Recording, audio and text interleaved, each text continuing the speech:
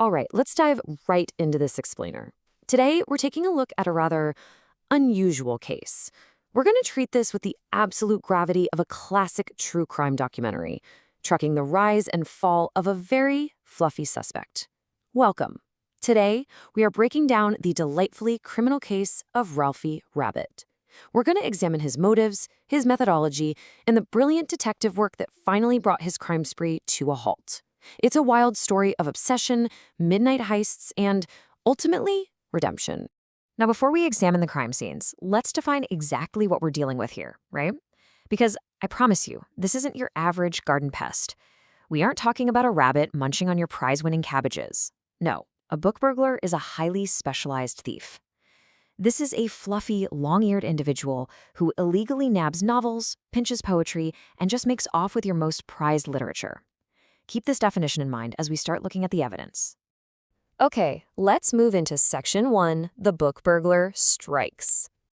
Now look at this. It's actually fascinating to see the stark contrast between your typical rabbit behavior and Ralphie's, well, all-consuming obsession with literature. While normal rabbits are out there dreaming of lettuces, flowering meadows, and juicy dandelions, Ralphie's mind is entirely elsewhere.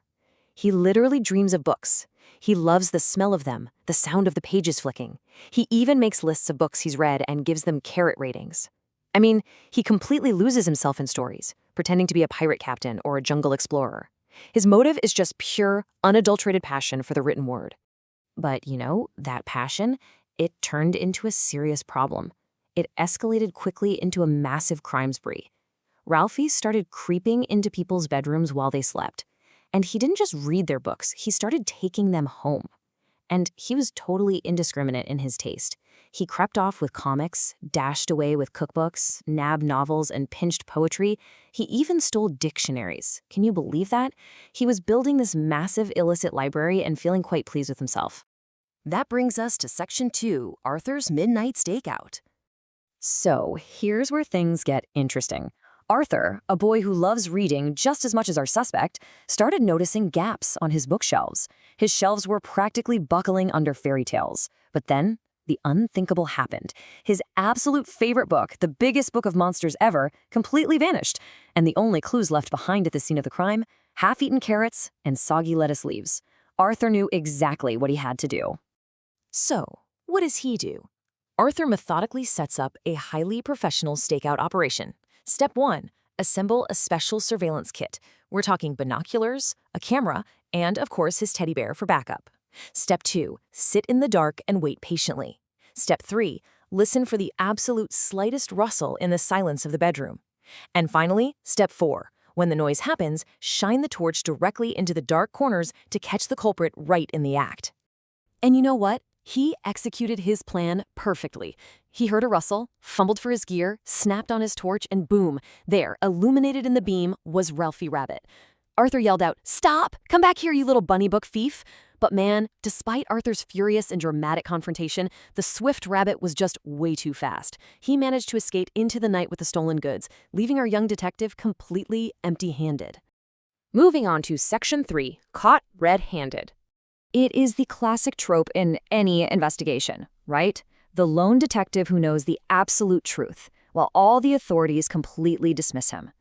Arthur tried to report the crime, but just look at these reactions. His mom just laughed and blamed his wild imagination. His teacher dismissively told him to go away and have a long, hard think about what he was saying. Even when Arthur called the local police station, PC Puddle literally just snickered on the phone at the idea of a bunny stealing books. But Arthur, he stuck to his guns. He gave an incredibly specific and honestly kinda hilarious suspect description to PC Puddle. Brown fur, a fluffy white tail, and, here's the kicker, the suspect was wearing a t-shirt that clearly stated, "I love books." PC Puddle just laughed out loud at this, snorting as he promised to let Arthur know if they discovered anything. He clearly thought this was all just a child's fantasy. But guess what? Arthur was completely vindicated. Our insatiable burglar made a critical, total amateur error. Blinded by his need for more reading material, Ralphie burrowed up into another house looking for books to pinch. But he didn't just pick any house. He burrowed directly into PC Puddle's house. The police officer caught him red-handed right there at the scene of the crime. Suddenly, the laughing stopped, and Arthur got the call he'd been waiting for. Which brings us to Section 4, the bunny lineup. So PC Puddle invites Arthur down the next morning to officially identify the thief. Should be easy, right? I mean, how many rabbits wear I love books t-shirts? But in a massive twist, Arthur arrives to find a total anomaly.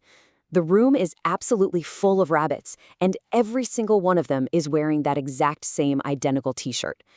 Identifying the true culprit was suddenly going to be incredibly difficult. So to find the real thief, PC Puddle sets this absolutely ingenious trap. It's a conveyor belt of goodies. Watch how this unfolds. At 0 seconds, lettuce leaves pass by. Then at 2 seconds, carrots whiz past. Then apples and dandelions. As these items roll through, all the normal rabbits break rank and begin to feast. But one rabbit stays perfectly still until the 8-second mark. That's when a pile of books arrives on the belt.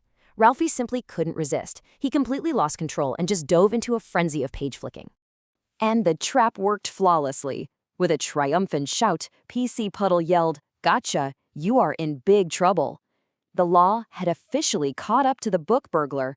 Ralfy, caught right in the act of aggressively reading, could only stammer an apology. He admitted that he just couldn't get enough of books. The officer, of course, sternly reminded him that stealing was wrong and everything had to be returned. And finally, Section 5, a trip to the library. So the burglar is caught. Case closed, right? Well, what do we do next?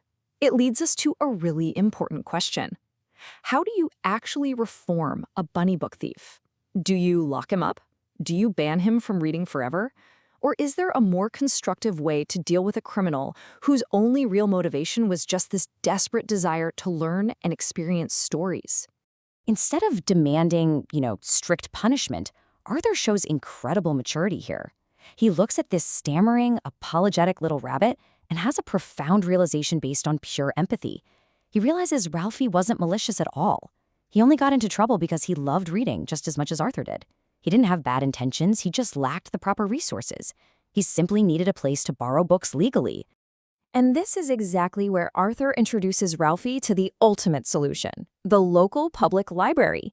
It is the absolute perfect community fix. It gives Ralfy endless access to the mountain of books he craves, while teaching him the civic value of borrowing instead of stealing.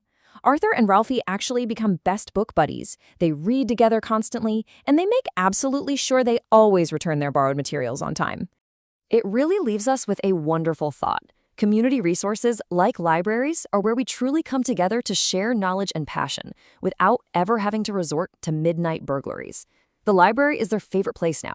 And hey, the next time you pop into yours, you just might spot a boy and a reformed book-loving bunny rabbit reading together in the corner. But it makes you wonder, if a passion for reading can reform a master thief like Ralfy, what kind of positive changes could free, accessible knowledge spark in our own lives? Thank you so much for joining me for this explainer. Keep learning and absolutely keep reading.